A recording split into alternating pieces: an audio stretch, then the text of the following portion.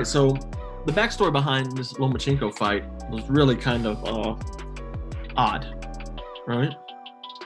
He loses to Teofimo Lopez. He loses all his belts to Lopez. Lopez has been calling him out for a couple years, and finally Lopez goes in there. He gets his opportunity, and Lomachenko's gun shy in the first fight, in the first half of the Teofimo Lopez fight. Second half, he comes alive, and then Lopez absolutely won the fight in the third. There was no doubt about it. It was not even a close question, really. Lopez won that fight 7-5 or whatever it was. So that fight was last year.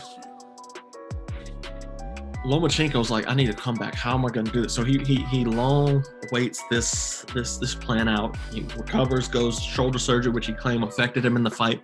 That remains to be seen. We'll never know if that was really the case or if he was just worried about the power of Lopez. Regardless, he comes back, and who gave Teofimo Lopez a really hard time was Nakatani. Nakatani and Lopez went to a decision. So Lopez is like, or Loma's like, I need to make a statement. What a better way to make a statement than to beat Nakatani, who really gave him hell. Nakatani's tough. He's a really good boxer. He's crisp.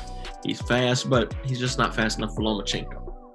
And we saw a one-sided murdering all night from VASYL Lomachenko. I mean, it was incredible. So Lomachenko's so good.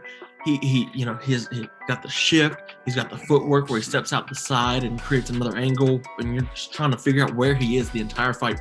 It's incredible to really watch him fight when he's firing on all cylinders. And watching this as opposed to the Lopez fight, especially the first 6 rounds, because the second half of the fight, he looked great. It's just a work of art to see how great he is. Now, he has 2 losses in boxing. It seems like if you lose, you're nobody, right? Whatever.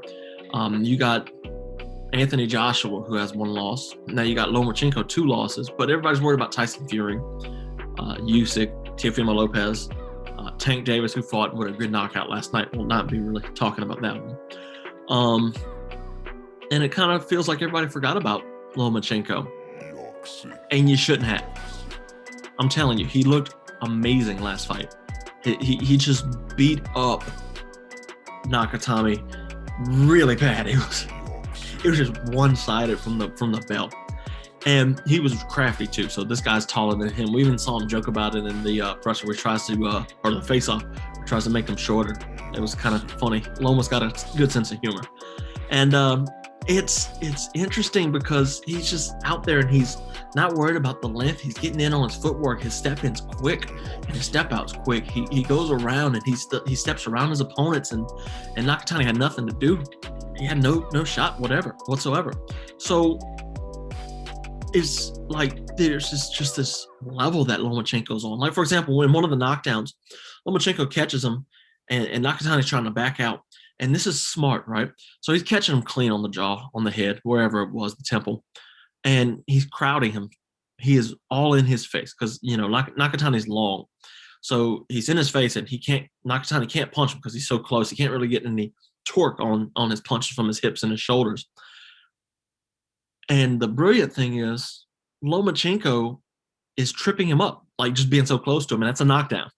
And sure, he was rocked, but it was also the crowding of him that really kind of tripped him up. In the end, Lomachenko, he went out, he did his thing, he got the win, and I was really happy to see Lomachenko return to glory. I think the Teofimo Lopez rematch, I don't think it'll happen, but I don't think the fight will be the same. I think it'll be much harder for Lopez this time. That said, I don't know if Lomachenko wins or not, So boxing should be about this. It should be about who's the best, and Lomachenko and Lopez are the 2 best right now. I have a feeling Lopez is going to dip up to 140. I have a feeling we'll see him fight somebody like Tank. So yeah, I don't know what's next from Lomachenko. Probably another warm-up fight, and then he'll fight for a belt once they strip Teofimo, once he decides what he's going to do after the the Gamboa's fight or whatever. Yorkis Gamboa? No, not Yorkis Gamboa. I don't know.